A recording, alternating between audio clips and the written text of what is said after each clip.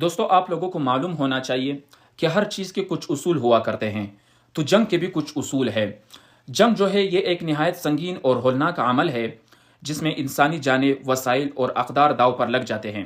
اسی لیے اگر کبھی جنگ کی نوبت آئے تو اس میں کچھ بنیادی اصولوں اور اخلاقی باتوں کا خیال رکھنا نہایت ضروری ہے۔ تو ایسے چند باتیں ہیں جو میں آپ کے سامنے ذکر کروں گا۔ ان میں سے پہلے نمبر پر ہے انصاف اور نیت۔ جنگ کس لیے ہونا چاہیے؟ جنگ صرف ظلم کے خاتمے کے لیے ہونا چاہیے، دفاع وطن کے لیے ہونا چاہیے، یا حق کی حمایت کے لیے ہونا چاہیے، یا اعلاء کلمت اللہ کے لیے ہونا چاہیے، نہ کہ طاقت کی مظاہرے یا ذاتی مفاد کے لیے، کیونکہ قرآن و حدیث کے مطابق ظلم اور زیادتی کرنے والوں کے خلاف جنگ جائز ہے، لیکن خود ظلم کرنا یہ منع ہے۔ نمبر 2، بے گناہوں کو تحفظ دینا ہے۔ عورتوں کو، بچوں کو، بوڑھوں کو، بیماروں کو، مذہبی رہنماؤں کو اور غیر مسلح افراد کو نقصان نہیں پہنچانا چاہیے۔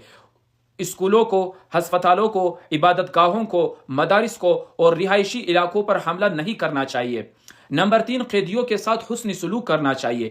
قیدیوں کو اذیت دینا، بھوکا رکھنا یا ان کی تذلیل کرنا یہ ناجائز ہے۔ ان کے ساتھ انسانی سلوک کرنا اور ان کی بنیادی ضرورتیں پوری کرنا ضروری ہے۔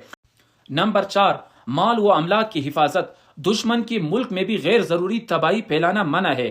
کھیتوں، درختوں اور جانوروں کو نقصان نہیں پہنچانا چاہیے جب تک کہ وہ براہ راست جنگ میں استعمال نہ ہو رہے ہو۔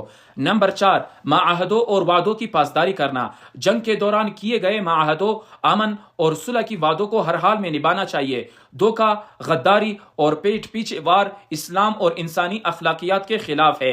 امن کی کوشش، اگر دشمن صلح کی پیشکش کرے تو امن کو ترجیح دینی چاہیے۔ جنگ کا مقصد امن قائم کرنا ہونا چاہیے، نہ کہ اسے لمبا کرنا۔ نمبر 7، اخلاقی اور روحانی پہلو کا بھی خیال رکھنا۔ جنگ میں بھی صبر کرنا چاہیے، تقوی، عدل اور رحم دلی کا دامن نہیں چھوڑنا چاہیے۔ دعا، نیت کی صفائی اور انسانیت کا احترام ہمیشہ مقدم رہنا چاہیے۔